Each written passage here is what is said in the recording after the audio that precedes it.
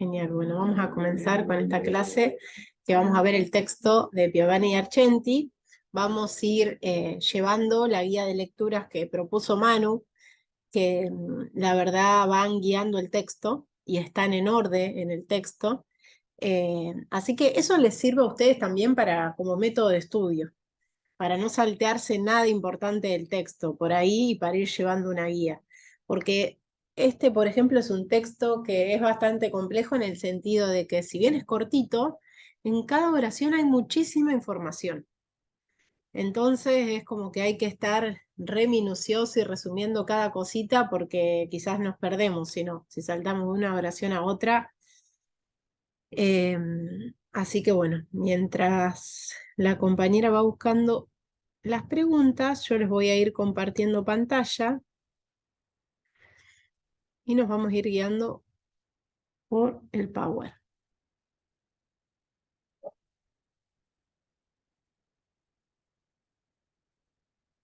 ¿Logran ver el Power ahí? Estoy pasando a ver si es este, sí.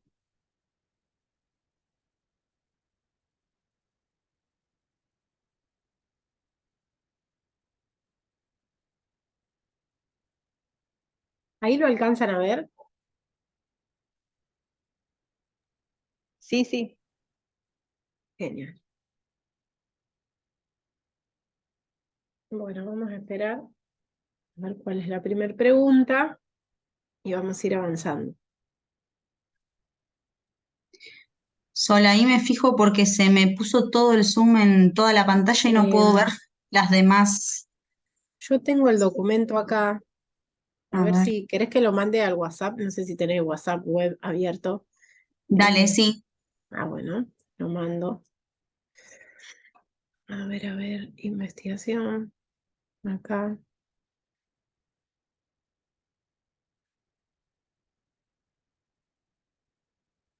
Descargas. Guía de preguntas. Ahí la envío. Ahí la envié. Así no voy haciendo todo yo al mismo tiempo y vamos colaborando entre todos.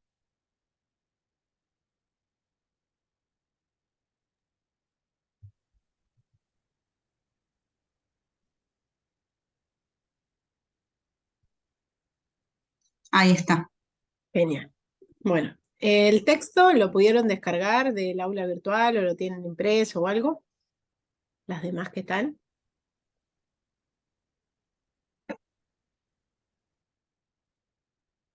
Bueno, supongo que sí. Vamos a ir contestando a cada una de las preguntas. La idea es que lo podamos hacer lo más participativo posible, porque si no, no tiene gracia. Bueno, el texto se llama Los debates metodológicos contemporáneos y en realidad es este capítulo del texto que es de Nelly Argenti y Juan Ignacio Piovani. Bueno, a ver si puedo poner la pantalla completa. Ahí va, perfecto. ¿Cuál es la primera pregunta que nos pone Manu como guía? Dice, en la introducción del texto, Piovani y Argenti plantean que en las ciencias sociales del siglo XX hubo una disputa entre dos bandos. ¿Cuál es la diferencia entre los mismos?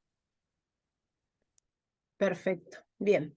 Bueno, entonces, fíjense que ella nos va a ir también diciendo que nos vamos a ir centrando, como vimos también en el texto de Juan Agüero, por espacio y tiempo, ¿no? En este caso, tiempo. En el siglo XX va a haber un debate metodológico que se centró en las nociones de cualidad y cantidad.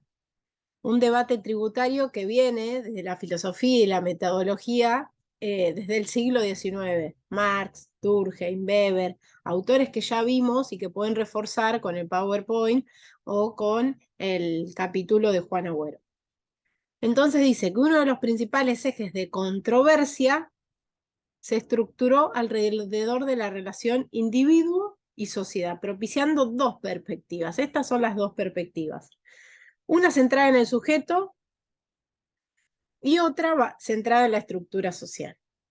La centrada en el sujeto va a poner el acento en la razón, en la acción del sujeto, orientando las investigaciones hacia la búsqueda de la comprensión y de las motivaciones y las decisiones individuales, ¿no? Es como más comprensionista. Considerando a los individuos capaces de la construcción y de la interpretación de las conductas generadas en la interacción social. Entonces, una perspectiva va a estar centrada en comprender las acciones del sujeto, en entender al sujeto. Y la otra perspectiva va a estar basada en la estructura social. Tendió a explicar, dice, la acción individual a partir de una estructura, por pertenencia e integración a un todo social basado en normas. A ver, esperen un segundito. Voy a correr esta barra de acá abajo. Ahí está.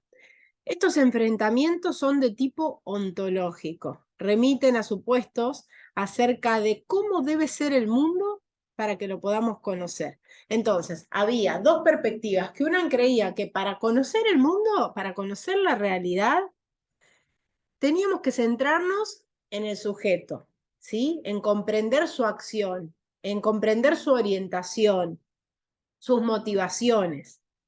En cambio, la otra perspectiva tendió a explicar la acción individual, pero siempre a partir de una estructura y de una integración a un todo. Vamos a pasar a la siguiente diapositiva. Estamos, no sé dónde puedo poner esta barra. Dice: la diversidad de estos enfoques y sus desacuerdos dieron lugar a debates epistemológicos sobre el estatus científico de las ciencias sociales, y epistemológicos y metodológicos sobre los modos de producir y validar el conocimiento científico en estas disciplinas. O sea, ¿qué tiene que ver con debates epistemológicos? Es sobre perspectivas de lo que creen que es la ciencia y que es el conocimiento científico.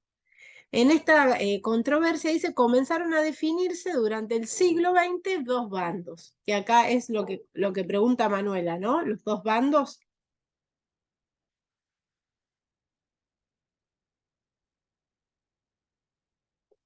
Dice, Sí, uno entendía la medición como el mejor medio, fíjense las técnicas o la metodología que utiliza cada uno. Uno entendía la medición como el mejor medio para asegurar la cientificidad. Acuérdense que estamos hablando de, ya la clase pasada venimos hablando de qué ciencia, están estas controversias de qué ciencia para algunos, qué ciencia para otros, qué es conocimiento científico, cómo se puede alcanzar ese conocimiento, con qué medios, ¿no? Con qué metodología. Bueno, acá, ante esta controversia que se arma en este siglo, unos empiezan a entender que la medición es el mejor medio para asegurar la cientificidad de las prácticas de investigación. Estamos hablando en ciencias sociales. Y acá tenemos a Ferrarotti, llamado irónicamente sociografía, acá hay una crítica, a este bando y a sus exponentes, juzgaba responsables de la degradación de la sociología, por haberla condenado a la pérdida su conciencia problemática y haberla hecho funcional a los intereses económicos y dominantes y a la lógica del mercado. Entonces acá tenemos el primer bando y una crítica a este bando. El segundo bando se comprometió en realidad con el rechazo radical de cualquier intento de cuantificación de la realidad social. Estas prácticas también recibieron críticas y fueron denunciadas como no científicas. Fíjense, acá hay un bando como que entiende al conocimiento científico medible, ¿no? Cuantificable, y otro que rechaza lo cuanti en las ciencias sociales. Y cada uno va a recibir sus críticas. Sol, ¿Sí? no sé si me está pasando a mí, pero creo que quedó trabado el PowerPoint. O sea, está en la diapositiva 2, me parece a mí. A ver, en esta, a ver, yo ahí estoy moviendo. En la No que sé, dice introducción. no No sé sé si si los me pasa a demás. mí o si nos pasa a todos.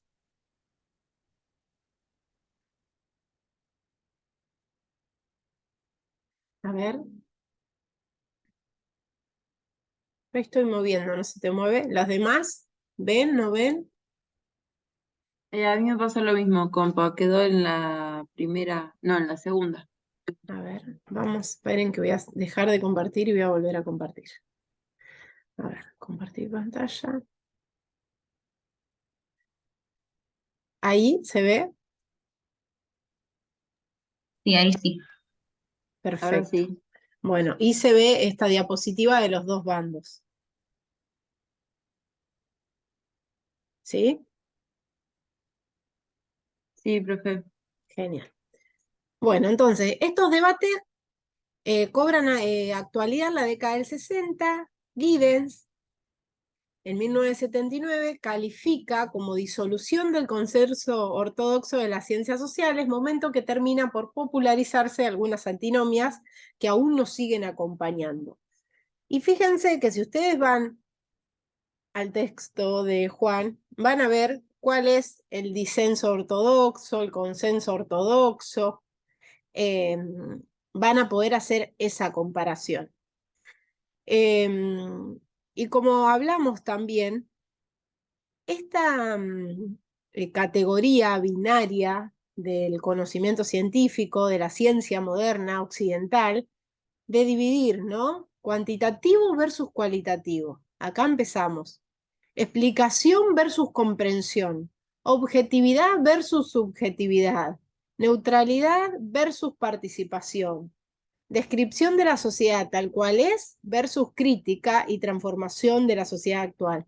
Estos son dos bandos que siempre están en controversia y que va a haber obviamente una etapa superadora y que se pueden conciliar lo cuanti y lo quali, la teoría y la práctica son indivisibles, la subjetividad y la objetividad están en conjunto también, en complementariedad, bueno, neutralidad versus participación. Entonces, lo que dice Giddens acá es que acá en esta controversia terminan por popularizarse estas antinomias que aún hoy en día nos acompañan. No sé si a ustedes les pasa en las clases, no sé, de algunas materias, que todavía se ve lo cuantitativo y lo cualitativo, y que a veces terminamos la carrera sin la carrera, entre comillas, sin saber las técnicas y las metodologías cuanti, o no les pasa, como que por ahí nos vamos solo a lo cualitativo y trabajamos siempre en conjunto y vamos a necesitar ambas. La segunda pregunta, ¿qué dice?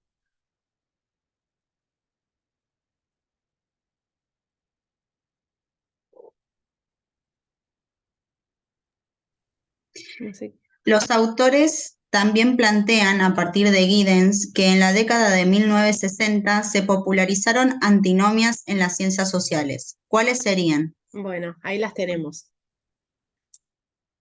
Esperen que vuelvo a ver. Ahí. Acá estamos, ¿las ven? ¿Se ve en la Sí, diapositiva? perfecto. Bien, perfecto. Bueno, ¿cuál sería la siguiente? ¿A qué hace referencia el debate sobre argumento técnico que emerge a partir de la década de 1980? Argumento técnico. Bueno, ahora vamos a seguir. Yo también tengo el texto acá, cositas marcadas, que bueno, si van teniendo el texto a mano, pueden ir subrayando las palabras claves, como hasta el momento, ¿no? Las dos perspectivas que vimos, los dos bandos que se arman en el siglo XX, las antinomias que nos acompañan al día de hoy. ¿Lo van siguiendo en el texto quienes tienen el texto cerca? A ver si puedo salir de acá. Y si nos venimos al texto, por ejemplo. Todo esto está en la introducción. Siglo XX, debate epistemológico, una de las principales ejes de controversia que se estructuraron alrededor de individuo y sociedad, una perspectiva centrada en el sujeto. Bueno, acá tiene las dos perspectivas. La actividad de estos enfoques y sus desacuerdos dieron lugar a debates epistemológicos sobre el estatus científico de las ciencias sociales, epistemológicos y metodológicos sobre los modos de producir y validar el conocimiento. Y acá comienza a contar los debates. ¿Lo van ubicando en el texto? ¿Lo tienen ahí a mano?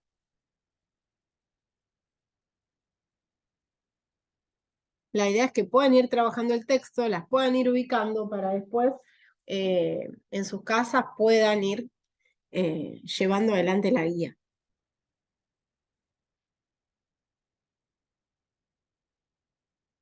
Y acá vamos a pasar al Power. Dice, años 80, esta controversia epistemológica comenzó a perder fuerza. Vamos a volver.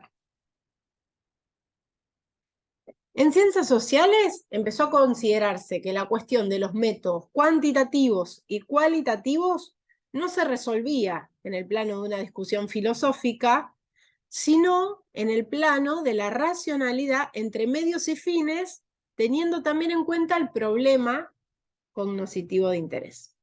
Entonces, un diseño y también un diseño de investigación apropiado al problema y los instrumentos técnicos más adecuados para resolverlo. En este contexto, se impone lo que Brimman denomina argumento técnico, y ahí nos vamos hacia la otra pregunta. Los métodos cuantitativos y cualitativos son apropiados para alcanzar distintos objetivos y tratar problemas de índole diferente. Y la tarea del investigador no es apegarse críticamente a un modelo sin tomar decisiones técnicas pertinentes en función del problema de investigación que se enfrenta. O sea, que ante determinado problema, si yo quiero saber cuántas personas de tercera edad están accediendo al hospital público tanto, bueno, yo voy a tener que tomar un método cuantitativo. Entonces, lo que va a imponer Brimman, lo que se impone poco a poco, que Brimman lo denomina argumento técnico, tiene que ver con elegir los métodos cuantitativos o cualitativos de acuerdo a la problemática que tengo enfrente. ¿Sí? No me puedo apegar a por ejemplo, un método cualitativo si en realidad yo tengo que relevar y me son imprescindibles los datos cuantitativos. Entonces, lo que va a decir que la tarea de investigador no es apegarse críticamente a un modelo, sino empezar a tomar decisiones pertinentes en función del problema que yo tengo enfrente. También es posible, dice, imaginar problemas de investigación cuyo abordaje requiere de una combinación de métodos, lo que se conoce de manera habitual como triangulación metodológica. O sea que la triangulación metodológica significa poder alternar métodos quanti y quali. ¿Sí? ¿Se entiende?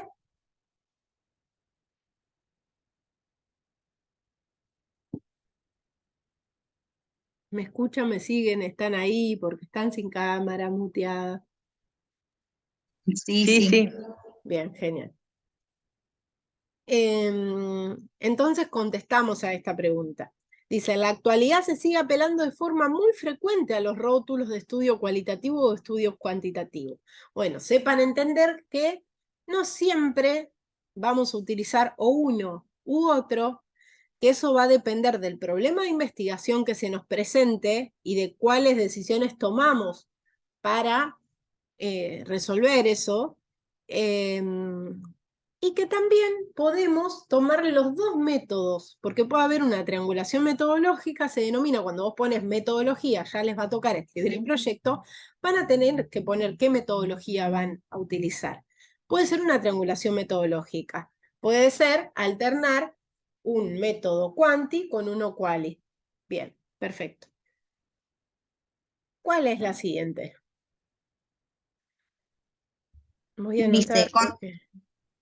Sí, voy a tomar la asistencia y voy... Sí, anda leyéndome, por favor.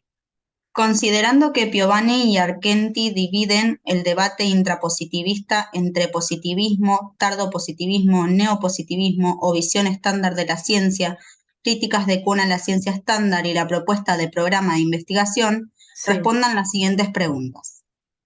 Sobre el positivismo, ¿quiénes son los principales autores referenciados? ¿Qué siglo escribieron? Bien, perfecto. Primero, ahí nos damos cuenta que ya Manu nos da una clasificación a seguir. Y primero entonces nos vamos a centrar en el positivismo dentro del debate intrapositivista. ¿Cuáles son los autores del positivismo? Bueno, acá siglo XIX no se entiende muy bien. Acá está, no sé si se ve mucho el siglo. Y los autores principales son Augusto Comte, Gabriel Tarde, Heber Spencer y Emily Durkheim. Y en el texto, ¿y qué más sigue?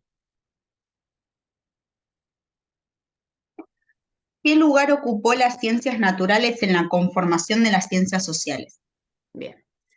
Bueno, acá en la primera partecita, donde empieza a hablar del positivismo, primero va a nombrar a los autores, va a decir que Durkheim, a la luz del modelo de las ciencias naturales, acuérdense que en un primer momento las ciencias sociales adoptan el mismo método, ¿sí? La misma forma de investigación que las ciencias naturales. Entonces dice, a la luz del modelo de las ciencias naturales, estableció una analogía entre el objeto de las ciencias sociales, el hecho social para él, y las cosas, que era el objeto de las ciencias naturales. Y predicó la necesidad de tratar metodológicamente al primero igual que a los segundos. Fíjense que hoy en día nosotros trabajamos con personas. No podemos entender al sujeto de estudio, a la sujeta de estudio, como, como un objeto de igual que las cosas, como, no sé, las ciencias naturales entienden a una piedra, a un mineral. ¿Me explico? En ese momento, ¿sí? A la luz de las ciencias naturales, se estableció la misma analogía entre el objeto de las ciencias sociales con el objeto de las ciencias naturales. Y metodológicamente se las trató de la misma manera. La segunda pregunta.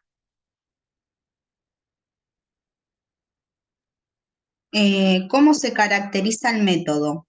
¿Cuál es la principal estrategia metodológica? ¿Para qué se emplea ese método? Bien, bueno, vamos a ver.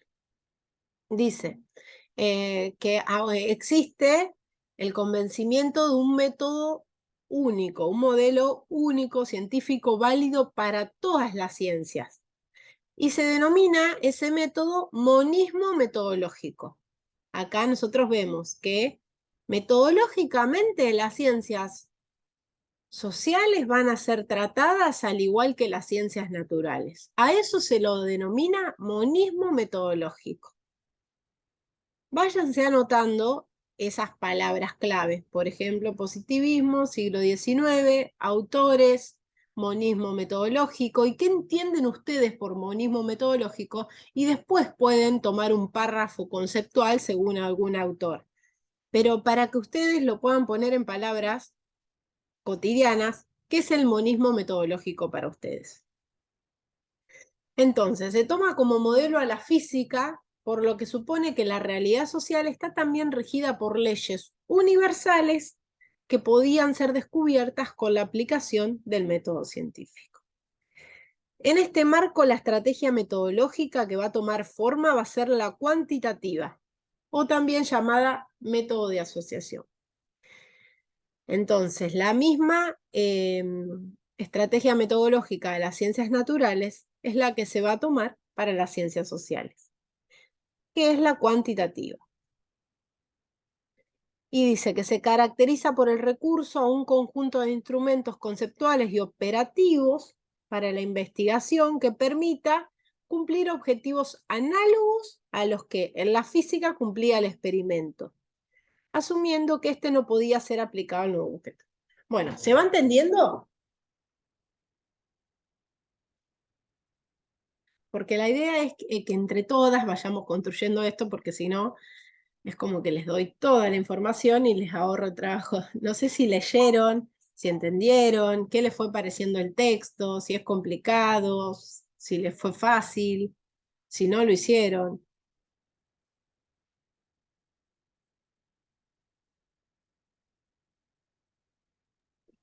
Yo la verdad es que no pude leer todavía. Bien. Pero bueno, yo este Power lo voy a ir subiendo después, pero la clase la voy a subir, la clase anterior ya está subida, pero está bueno que vayan contestando a las preguntas de Manu, porque eso les va a servir para ustedes como herramienta de estudio, porque les va a ordenar el texto y les va a resumir lo importante. No sé las demás.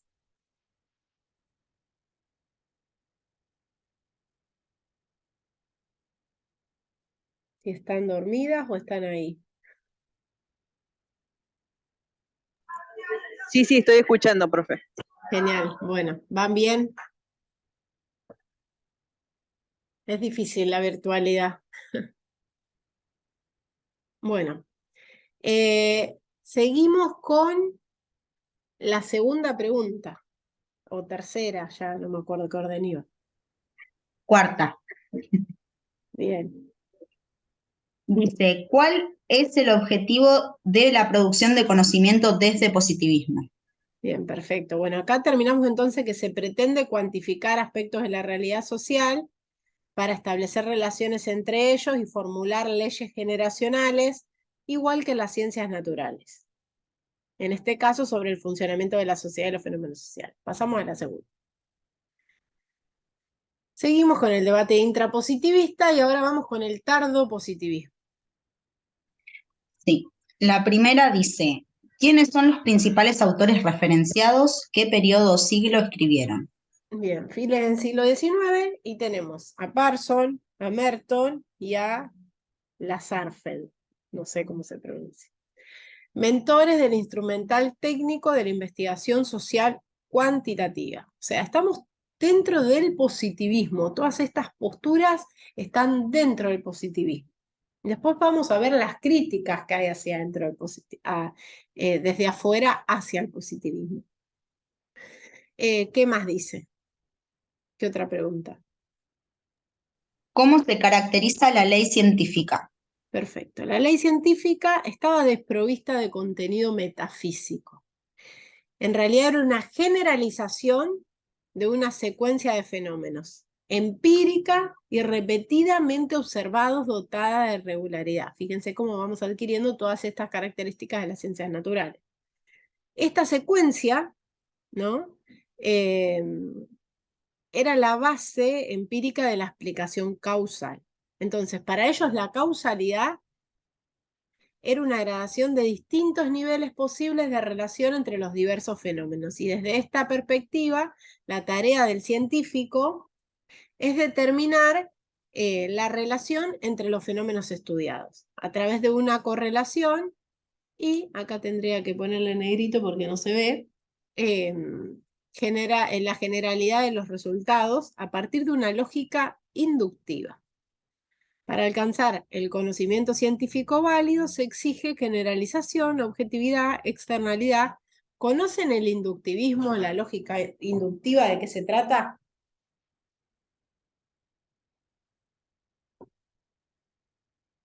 ¿O se dan cuenta a través de esta lectura qué implica la lógica inductiva?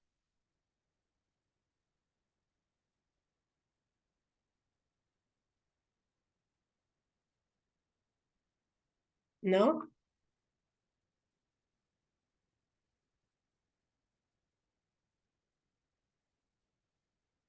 Bueno, la lógica inductiva tiene que ver con generalizar los datos, pero primero a partir de la observación y de la experiencia. O sea, fíjense que caminamos hacia un conocimiento, después hacia una generalización del conocimiento, hacia una objetividad, hacia una externalidad, pero partimos primero de una observación, de una experimentación, de una relación de los objetos. Acá también se da lugar a la neutralidad valorativa, algo que venimos trabajando, que venimos hablando, esto de ser neutral, ¿no? Que no haya una valoración, un posicionamiento ético-político del autor o del investigador, investigadora. ¿Cuál es la siguiente pregunta? ¿Cuál es la tarea del científico para Pearson? Para Parsons, bien, perfecto. En el siglo XX, dice, se afianzó las ciencias sociales, la actividad científica de carácter empírico, basado en la medición, en el manejo de los datos. Antes, vamos a ¿cómo es? Esperen que ahí está entrando gente.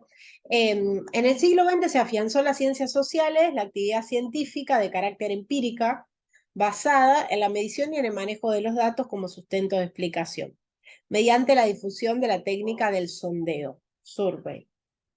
El desarrollo de la estadística y de la aplicación de la teoría de la probabilidad a las técnicas de muestreo permitió predecir con importante aproximación la conducta de grandes poblaciones a partir de muestras relativamente pequeñas. Esto contribuyó a la fascinación por el número y la medida.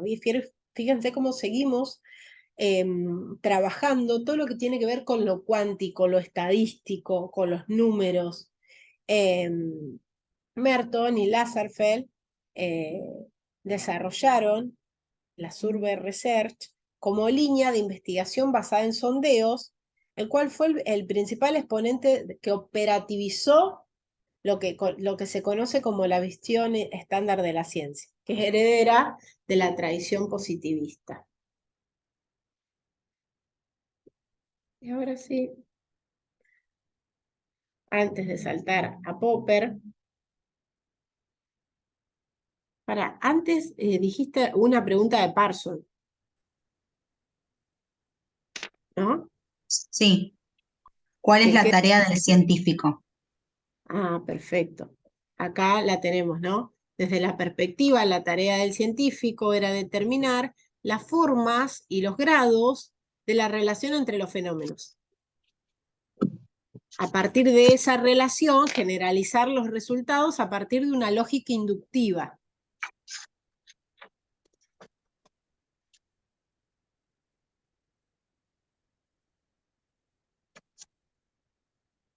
Entonces, a principios del siglo XX ya era común sostener que el conocimiento difería de otras descripciones del mundo a partir de las repetidas observaciones de la realidad, siguiendo una mecánica inductiva. ¿Vieron cómo se va sosteniendo este inductivismo?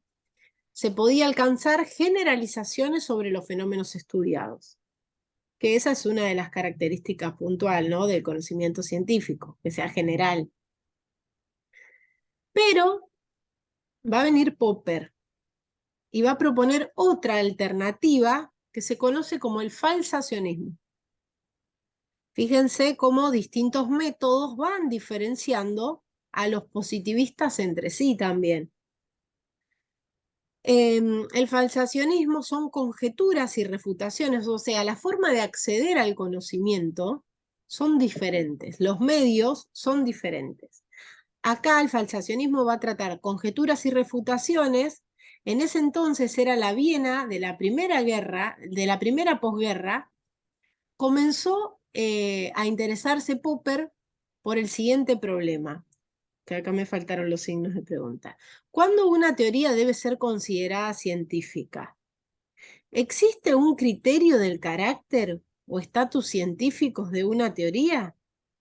A diferencia de sus predecesores positivistas y de sus contemporáneos neopositivistas del Círculo de Viena, Popper no se va a interesar tanto en la distinción entre ciencia y metafísica, qué ciencia y qué no ciencia, qué saber es ciencia y qué saber no es ciencia. Esa delimitación no le va a interesar a Popper, sino que el objeto primordial de Popper va a ser diferenciar la ciencia de la pseudociencia.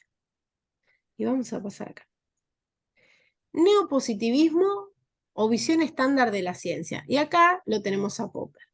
Entonces, venimos de el tardopositivismo, que tenemos a Parson, a Merton, a Paul Lazarsfeld, y del positivismo, que tenemos a Comte, a Spencer, a Durkheim, a Tarde. Bueno, se van guiando. Acá venimos del método, el monismo metodológico.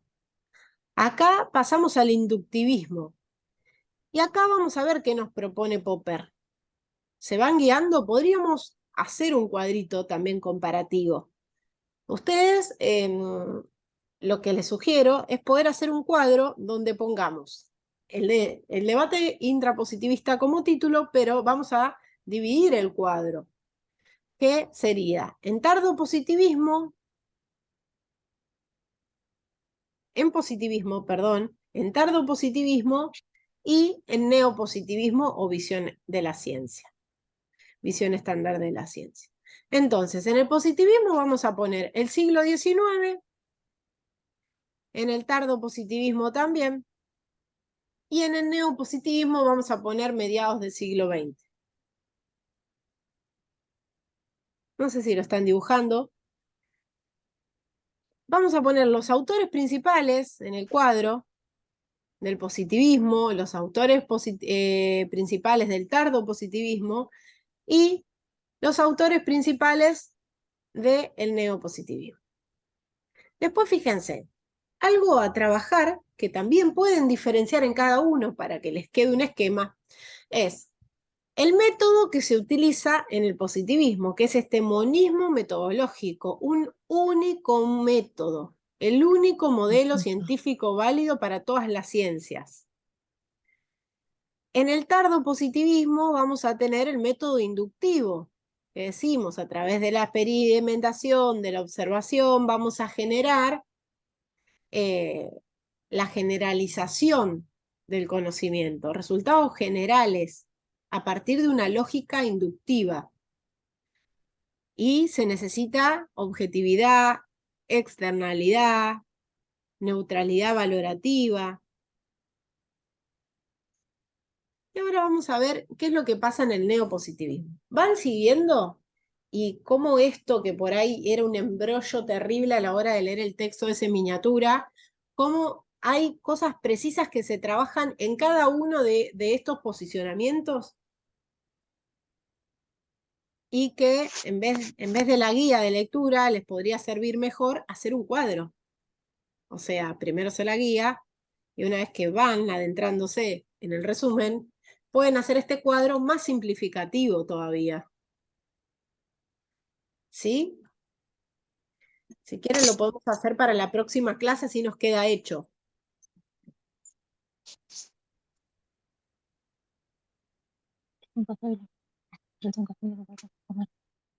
¿Se entiende? ¿No se entiende? ¿Me escuchan? ¿No me escuchan?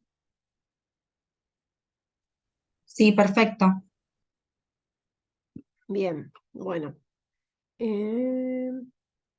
Bueno, entonces vamos a seguir con el neopositivismo o visión estándar de la ciencia. Autores principales, Popper, mediados del siglo XX. Entonces dijimos que Popper va a cortar con el pensamiento que se venía llevando a cabo y lo que le va a preocupar a él es diferenciar la ciencia de la pseudociencia, de otros tipos de saberes. Fíjense, como dijimos cuando hablamos del otro texto, cómo la ciencia moderna occidental, o también en el texto de Darío Z, cómo desestima, estigmatiza a su vez, desvaloriza otros conocimientos, otras formas de conocimiento, y que después cuando lleguemos a los feminismos y trabajemos los feminismos, vamos a ver cómo la emoción también valida y no solo la razón, el conocimiento. Y cómo también la ciencia no es universal, sino que trabajamos un sentir y pensar situado, ¿no? Hablar desde dónde hablamos tiene que ver, todo tiene que ver. Entonces se van a ir haciendo críticas desde otros saberes a este gran saber hegemónico y único que se entendía como la ciencia moderna. Y Popper entonces lo que va a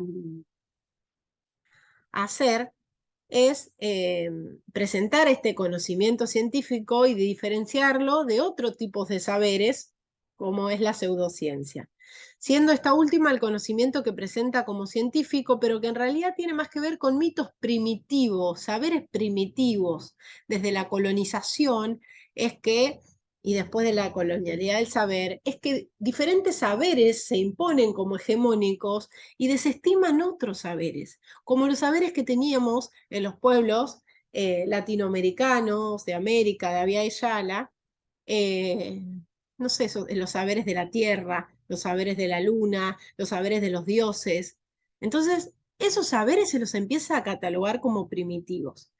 Esto es para que estemos atentos y esté el pensamiento crítico constante a la hora que vamos leyendo estos autores,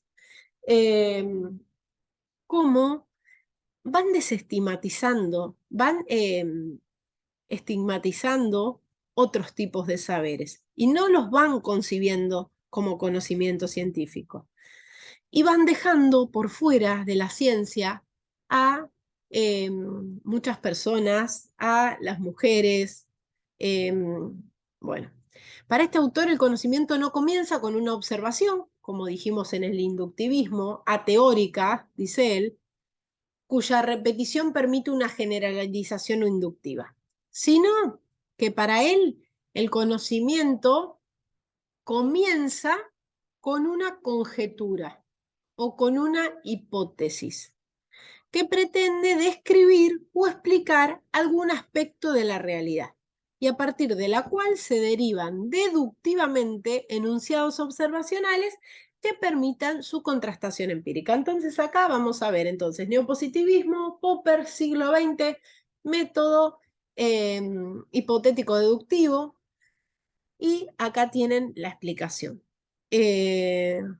No comienza con una observación teórica, sino más bien con una hipótesis o con una conjetura, que hasta el día de hoy muchos de nuestros proyectos de investigación comienzan con una hipótesis. Hasta el día de hoy. Esa hipótesis lo que va a pretender es explicar algún aspecto de la realidad y a partir de la cual después deductivamente se va a poder contrastar. ¿Conocen las hipótesis que se pueden dar en un proyecto?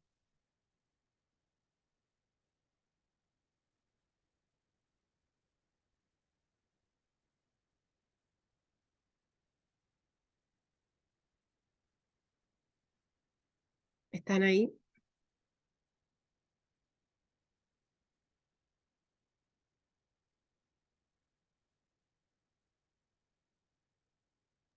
No entendí, profe, ¿cómo si conocemos las hipótesis? Claro, conocen una hipótesis, por ejemplo, todos los perros son verdes. Yo voy a abrir mi trabajo de investigación con un título primero, con unos objetivos y con una hipótesis. Y en la hipótesis voy a decir que todos los perros son verdes. Entonces, todo mi trabajo de desarrollo se va a tratar en contrastar si es verdadera o si es falsa esa hipótesis. Si conocen cómo es una hipótesis, o si han visto alguna hipótesis en un proyecto de investigación, o si les han hecho hacer algún trabajo que contenga una hipótesis. ¿Han elaborado alguna vez una hipótesis? Sí, Perfecto. Luego yo voy a ir anotando el, el miércoles que viene vamos a hacer el cuadro que vamos a dividir las distintas perspectivas del positivismo y también les voy a mostrar las distintas hipótesis de mi beca de investigación para que se puedan ir dando cuenta y llevando como a la práctica qué van planteando cada uno de estos autores. Entonces sabemos que Popper va a plantear el método hipotético deductivo como forma de producir conocimientos. Todas estas son formas, son métodos, son metodologías de cómo llegar al conocimiento. Entonces Popper va a presentar el hipotético deductivo como forma de producir conocimiento. Este método tiene por característica que una conjetura debe ser posible de falsación, es decir, que debe ser demostrada falsa a través de enunciados observables específicos. La consagración del método hipotético deductivo como única vía válida para producir conocimiento vuelve a revitalizar la idea del monismo metodológico que vimos en el positivismo. Para Popper, la ciencia se ocupa de explicaciones conformadas por sistemas de hipótesis que han resistido a las pruebas, y estas pruebas solo pueden hacerse a través de un único y mismo método. ¿Cuáles son las siguientes preguntas?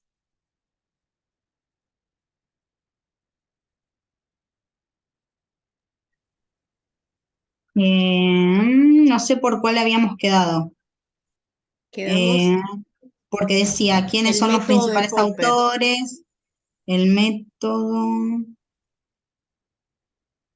Dice, ¿cuál es la preocupación que hace emerger al neopositivismo? ¿Cuál es el objetivo de Popper en definir un criterio de demarcación? Bien, perfecto, esto. O sea, que él quería diferenciar la ciencia de la pseudociencia.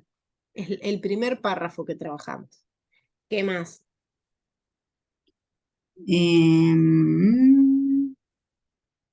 ¿Cuál es la característica singular del conocimiento científico?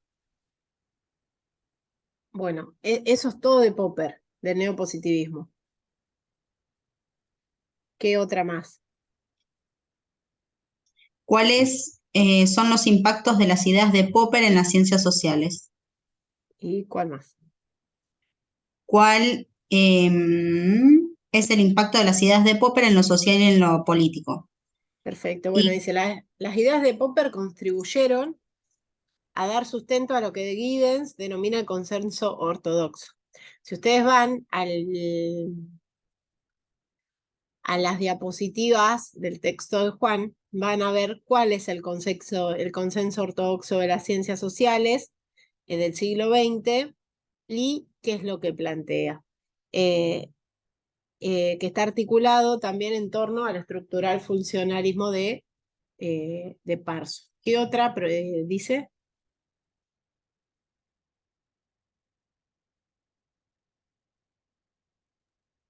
Y dice cuáles son las consecuencias para la investigación social las ideas de Popper. Perfecto. Y dice, las propuestas de Popper pasaron a críticamente formar parte de los principales manuales de investigación a escala global y trajo consecuencias negativas. Desacreditación de toda práctica que se aleja de este método que se cree como único. Se desacreditan prácticas que tengan otros métodos. Desplazamiento del problema de investigación del centro de la escena.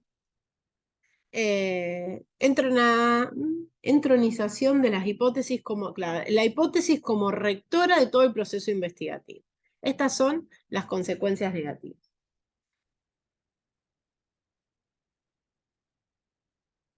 Dice, a pesar de su influencia casi hegemónica hasta los 60 y todavía vigente en muchos sentidos, el método de Popper, la visión popperiana de la ciencia y del progreso científico no es inmune a las críticas y va a llegar Thomas Kuhn, que va a criticar la obra de Popper.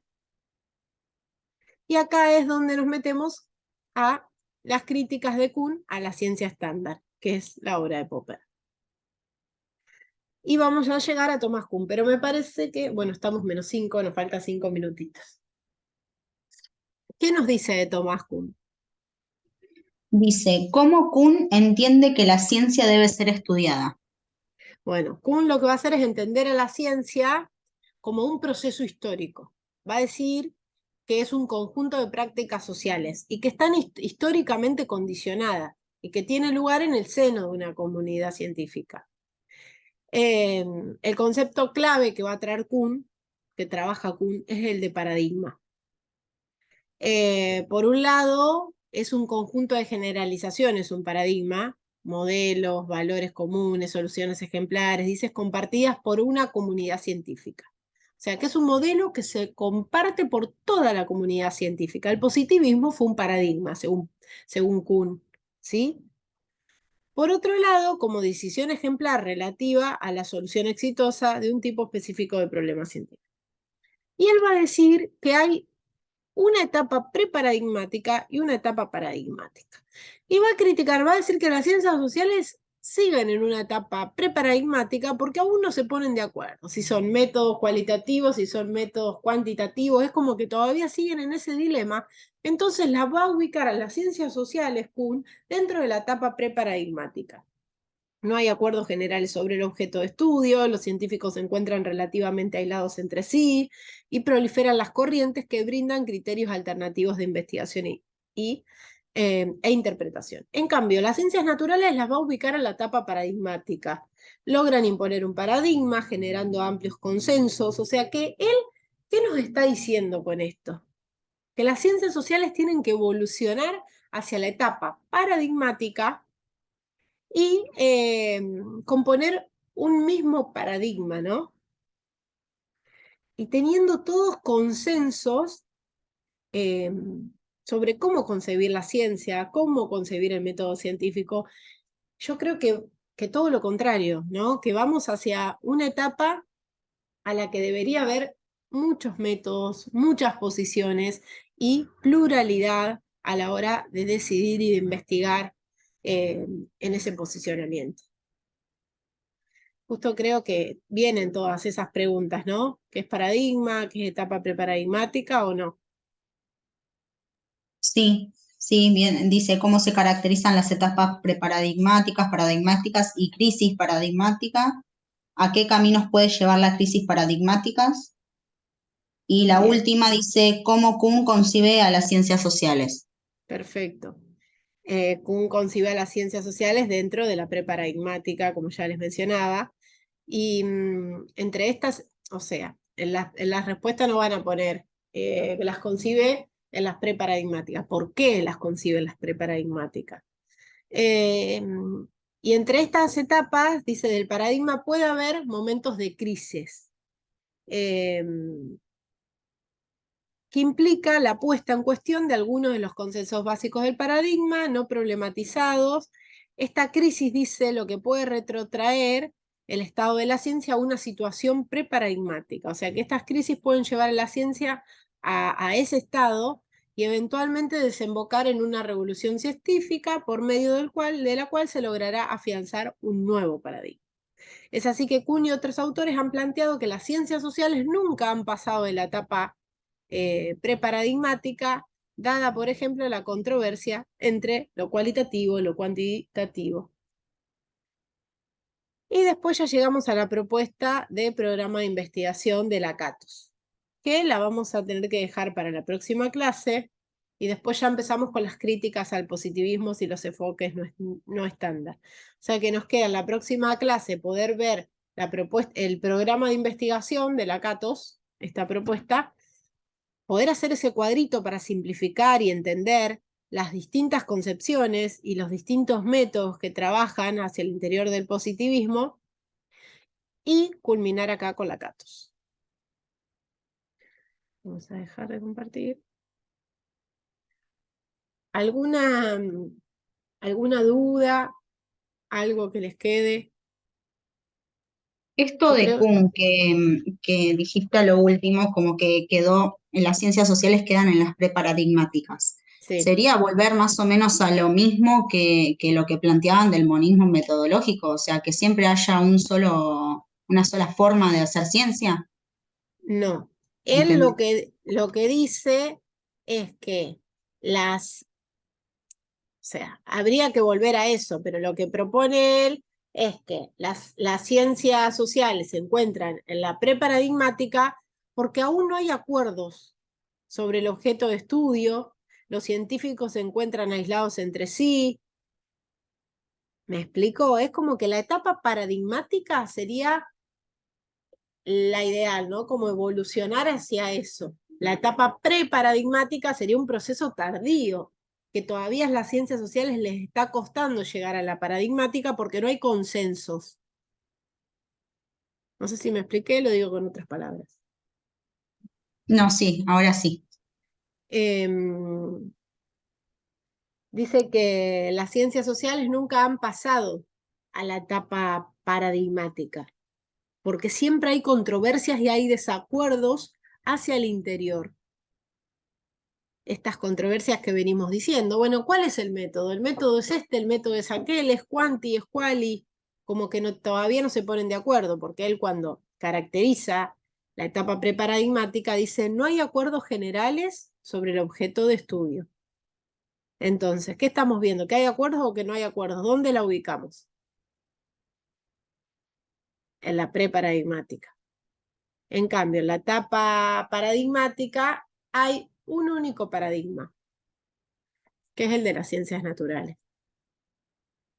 ¿Se entendió? Sí, sí, ahora sí. Bien. Igual en el texto está muy clarito, o sea, lo dice textual. Bueno, ¿alguna pregunta más? Chicas, Estela, Aide, Yamila.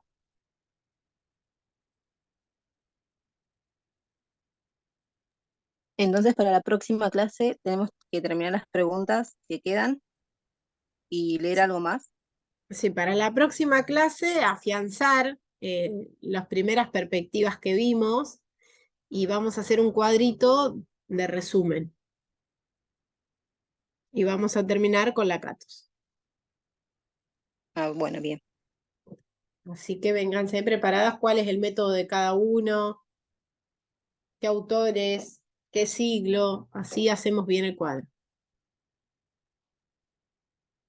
¿Listo? Voy a dejar de grabar.